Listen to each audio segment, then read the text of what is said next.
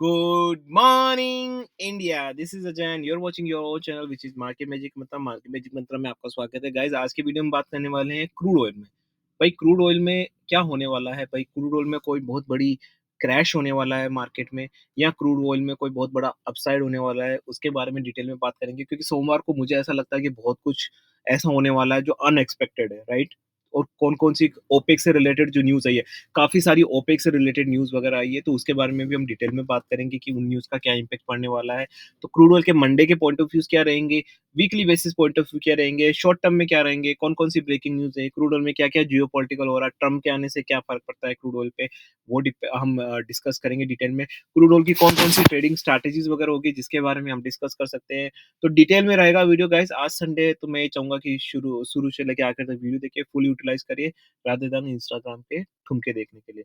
तो चलिए दोस्तों वीडियो स्टार्ट कर लेते हैं। सभी यात्रीगण से अनुरोध है कि कृपया अपनी कुर्सी की पेटी को बाँध लें, क्योंकि जो मार्केट मैजिक मंत्रा का विमान है, भाई साहब वो उड़ान भरने वाला है और मेरे सारे यात्रीगण मेरे साथ उड़ान भरने वाले हैं। तो चलिए दोस्तों सबसे पहले स्टार्ट कर लेते हैं ब्रेकिंग न्यूज़, क्रूड ऑयल का एनालिसिस वगैरह, ठीक है ना? कौन-कौन सी न्यूज़ आई है क्रूड ऑयल से रिलेटेड। देखो यहाँ पे मैं एक बात कर देता हूँ, ये इम्पोर्टेंट है और जो सबसे इम्पोर्टेंट न्यूज़ है वो है अपनी ये ओपेक वाली न्यूज़। कहाँ गई अपनी ओपेक वाली न्यूज़? ठीक है, ये वाली न्यूज़ पढ़ लेते हैं अपन, बहुत इम्पोर्टेंट है। तो Saudi minister OPEC plus move to delay output hike was a reality check. What does it mean?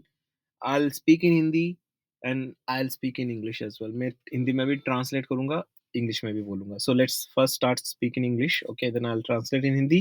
So the OPEC Plus group faced a reality check in discussion about its production policy and had a double task of attending to the fundamentals at the same time putting together something and assess the negative market sentiment. Saudi Energy Minister Price Abdulaziz bin Salman told CNBC in exclusive interview on Friday. The OPEC Plus alliance decided on Thursday to delay the start of easing of 2.2 billion barrels per day cuts to April 2025. OPEC Plus has already postponed twice the beginning of the output increase. Okay.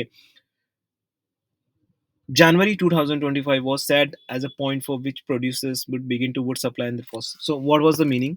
उन्होंने क्या किया? ये बोल रहे हैं कि भाई जो ओपेक का प्रोडक्शन कट है, वो जो होने वाला था, पिछली बार भी इन्होंने नहीं किया, पोस्टपोन कर दिया था, इस बार भी इन्होंने डिले कर दिया है। इन्होंने ये नहीं बोला कि हम हाइक करेंगे, इन्होंने कट ही बोला कि हम कट ही करेंगे, लेकिन कट को डिले कर दिया इन्होंने।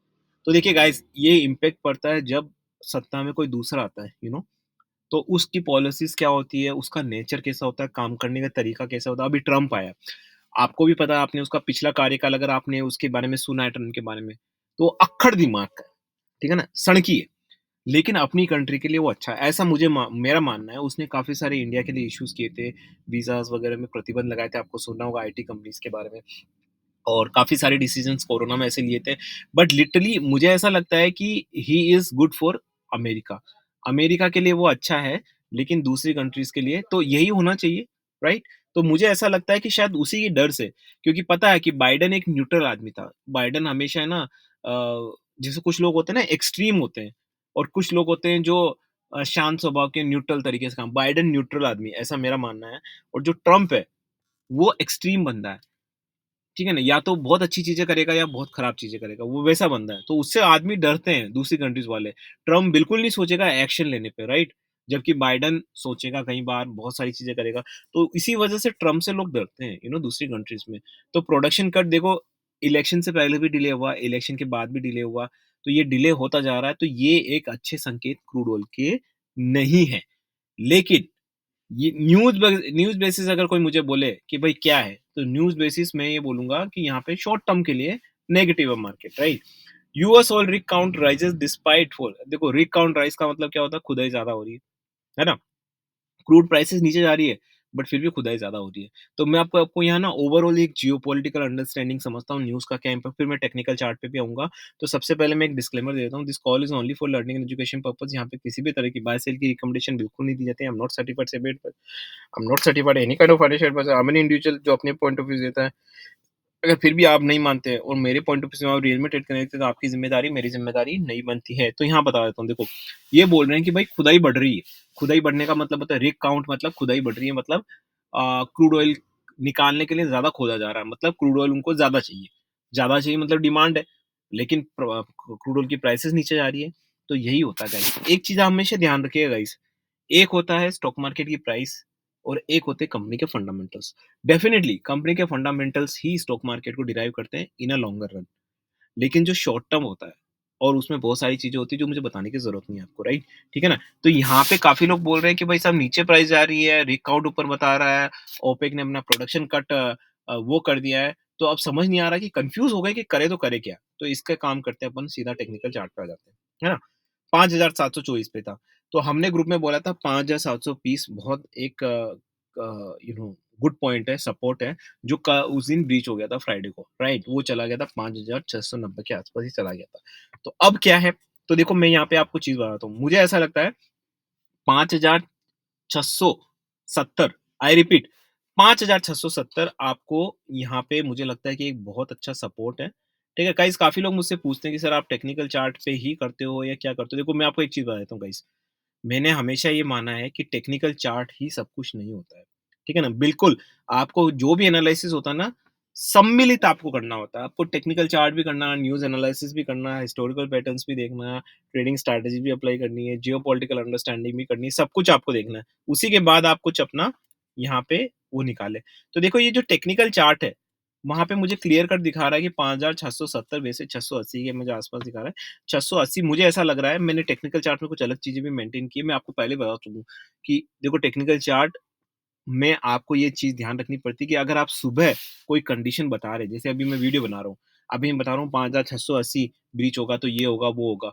लेकिन अब मैं आपसे ये क्वेश्चन पूछूँ कि भाई साहब ये किस तरीके से ब्रीच होगा? इस पे भी तो डिपेंड करेगा चार्ट। हाँ, भाई चार्ट डिपेंड करेगा ना, अभी मैं किसी को बोलूँ कि किसी का एक्सीडेंट हो रहा है ना? भाई किसी का एक्सीडेंट होने वाला आज, मान लीजिए, तो एक्सीडेंट होगा, अब उसमें बहुत सारे क्वेश्चन्स होते हैं। भाई एक्सीडेंट होगा, कैसा होगा, यू नो बड़ा होगा, छोटा होगा, कब होगा, उस पे डिपेंड करेगा ना कि आदमी की हालत कैसी रहेगी, हैं? ऐसा तो नहीं कि हर एक्सीडेंट में आदमी की डेथ हो ही जाएगी। हैं? ऐसा नहीं है, डिपेंड करता है ना किस तरह का एक्सीडेंट होगा, आप समझ रहे हैं ना मेरी बात?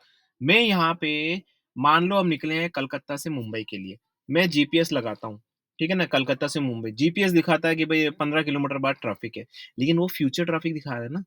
जब आप 15 किलोमीटर पहले तब बता रहा है कि 15 किलोमीटर आगे ट्रैफिक रहेगा, बाय द टाइम हो सकता है 15 किलोमीटर आप जब कवर करें, उस समय वो ट्रैफिक ह हट ही जाए। आप समझ रहे हैं ना मेरी चीज़? तो आपको लाइव स्ट्रीमिंग पे भी फ़ोकस करना पड़ता है, राइट? आपने जो 5680 बोला मैंने सपोर्ट, वो किस तरीके से होता है? मान लो 5600 ब्रीच होने में पूरा दिन लगा देता है, तो आपको भी पता है टेक्निकल चार्ट पे अलग पैटर्न बनेगा। अगर मेरे को 5680 1 मिनट लगाता है ब्रीच होने में, तो पैटर्न अलग बनेगा। तो ये चीज़ भी आपको ध्यान रखनी पड़ती है। तो अगर आपको और ज़्यादा डीप में जाना है और ज़्यादा अपने आप को फ्लरिश करना है आपको, ग्रूम करना है नॉलेज को, तो आपको ये चीज़ें भी सोचनी पड़ेगी, ठीक है? प्लस आपको ये भी मानना पड़ेगा कि अगर आप अच्छे डिसीज़न्स लेते हैं, देखो मेरा ऐसा पर्सनली मानना है कि आप कोई बिज़नेस खोलते हैं, और अगर आप अच्छे बिज़नेस खोलते हैं और आपको बिज़नेस का अच्छा नॉलेज है, कोई ज़रूरी नहीं कि आप सक्सेसफुल रहेंगे।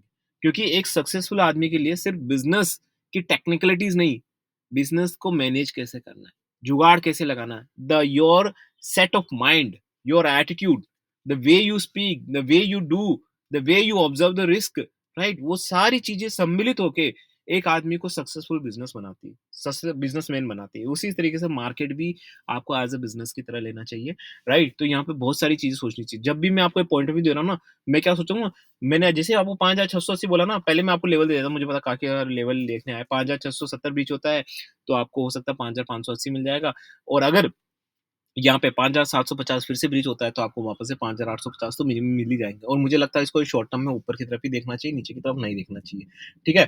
तो यहाँ पे जब भी मैं आपको बोलता हूँ 5680, राइट? तो मेरे दिमाग में एक चीज़ आती है कि भाई साहब जैसे ही मैंने 5680 बोला, मैंने 5670 बोला, मैंने कहा यार अगर नहीं हुआ तो क्या करेंगे? और अगर ऊपर की तरफ हम सोच रहे हो 5670 ब्रीच हो गया, तो भाई साहब हम क्या करेंगे? ठीक है? तो मेरे दिमाग में जैसे ही मैं कोई थॉट बोलता हूँ ना, उसके सारे परम्यूटेशन कॉम्बिनेशन मेरे दिमाग में आने लगते हैं, और मैं उन परम्यूटेशन कॉम्बिनेशन को मैंने सोचता हूँ, और उसके सारे उपाय वगैरह मैं ना अपने दिमाग में बना लेता हूँ। Best habit. है ना? ये नहीं कि आपके सर पे कोई तरबूज आके गिरे, फिर मतलब फिर आपको समझ आए कि भाई साहब मुझे ये करना है, मुझे वो करना है, नहीं, पहले से ही मार्केट में आप तैयार रहे कि भाई ये होगा तो वो करूँगा, ये होगा तो वो करूँगा, ये होगा तो वो करूँगा, ये होगा तो वो करूँगा। समझ रहे हैं ना? अगर इस तरीके से आप प्रिपेयर रहे ना, ठीक है? तो आप मुझे लगता है बहुत अच्छा कुछ कर पाएँगे। बहुत अच्छा कुछ कर पाएँ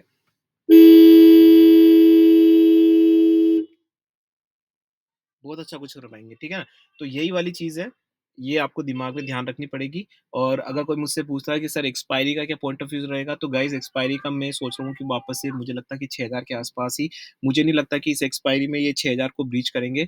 ब पॉसिबिलिटीज़ कम है, ठीक है? 6000 के आस-पास ही रहेगा, लेकिन अगली एक्सपायरी में मुझे लगता है कि हो सकता है 6500 6700 के आस-पास जा सके। लेकिन गाइज़ मैं हमेशा एक चीज़ बोलता हूँ कि मैं जब भी वीडियो बनाता हूँ तो एक जनरल आउटलुक देता हूँ। हो सकता है मेरा ये कन जो मैं अभी बोल रहा हूँ अभी संडे नाइट को ही चेंज हो जाए।